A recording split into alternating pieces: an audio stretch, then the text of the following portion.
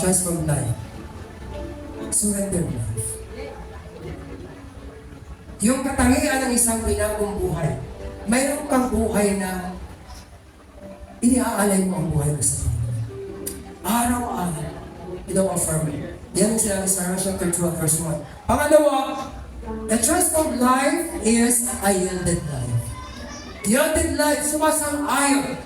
Marunong sumang-ayon sa galaw, sa kalooban ng Diyos. Galatians chapter 2, verse 20. Ang sabi sa Galatians chapter 2, verse 20. I am crucified with Christ. Nevertheless, I live, yet not I, but Christ lives in me. And the life which I now live in the flesh, I live by the faith of the Son of God, who loved me and gave Himself for me. Ako'y napako na sa krus, nakasama ni Kristo, at hindi na ako ang nabubuhay, kundi si Kristo ang nabubuhay sa akin. Ang isang pinagong buhay ay hindi na ikaw ang nabubuhay. Gusto mong magalit, subalit si Kristo na ang buhay sa'yo. Napipigil mo ng magalit. Are you having that struggle? A transformed life, a yielded life, na ang sinusunod mo ay ang kalooban ni Kristo na siyang nananahan sa iyong buhay.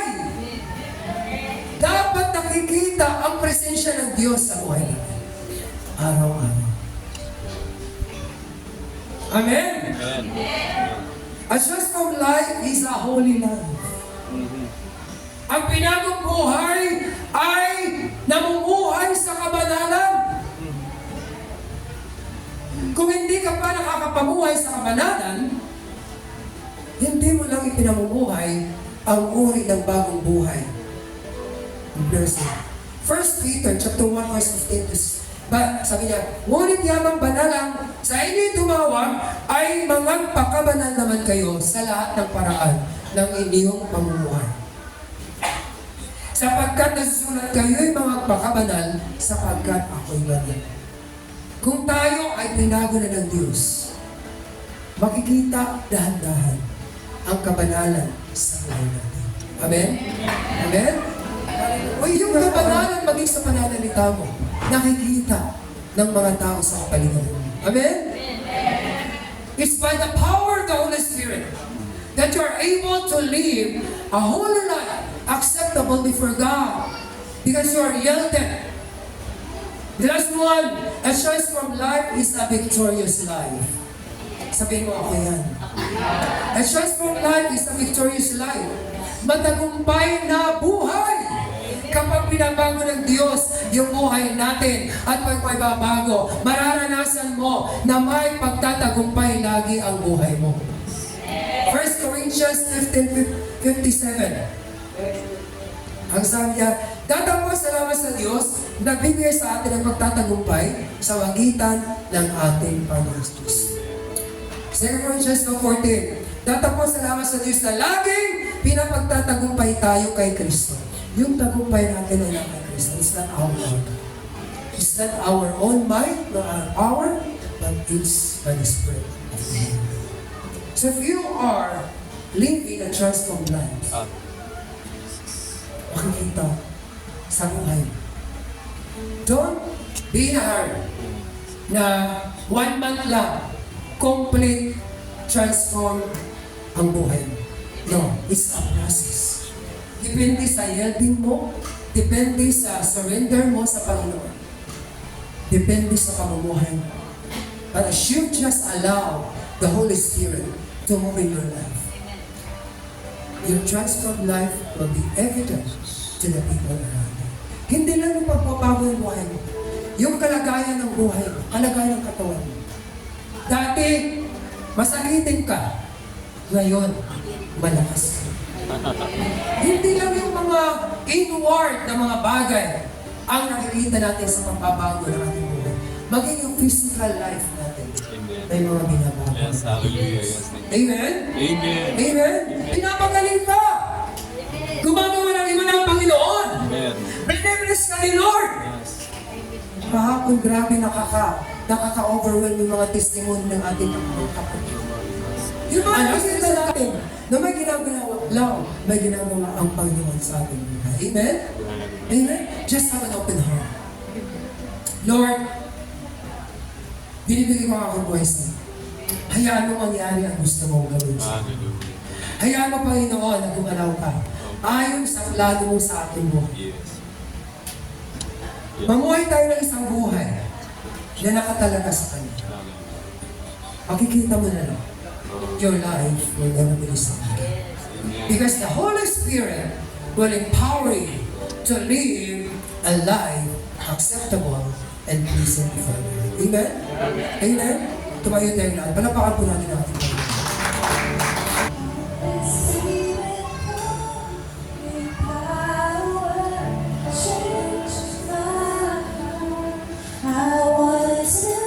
Sa totoo lang, yung buhay mo ay may gusto pang baguhin ng Diyos.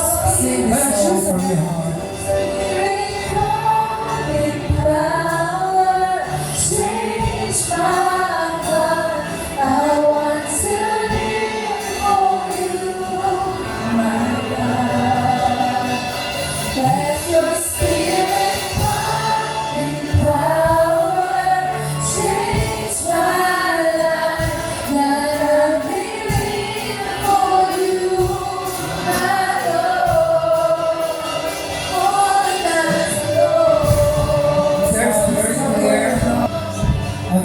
Instruction of the Holy Spirit. He's inviting everyone. He's inviting everyone to receive His impartation. Something new from the Holy Spirit right now. Something new from the Holy Spirit right now. The Holy Spirit does something new every time. Every day. The Holy Spirit wants to do something new in your life. Something new in your heart. Don't miss this opportunity.